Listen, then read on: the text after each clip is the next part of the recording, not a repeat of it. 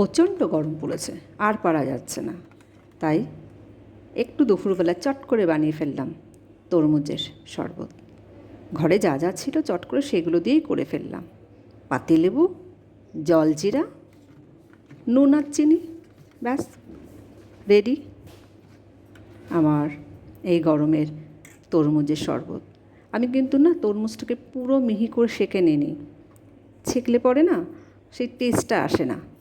আমি হালকা করে মানে কিছুটা গোটা গোটা, বেশ মুখে ভালোই লাগে পড়লে পরে। দেখুন, না কোনো জল আছে না কোনো কিছু আছে, জাস্ট একটু হালকা মিক্সিতে করে নিয়েছি। এই দেখুন প্রত্যেকটা জিনিস গোটা গোটা পড়ছে। রেডি আমার তরমুজের শরবত। এই দেখুন একদম সার্ভ করার জন্য রেডি। তো কার কার ভালো লাগে এই গরমে তরমুজের শরবত খেতে, চলে আসুন। এই যে আমরা এই মুহূর্তে 3 জন আছি বাড়িতে, 3 জনের ভালো লাগলে লাইক করুন।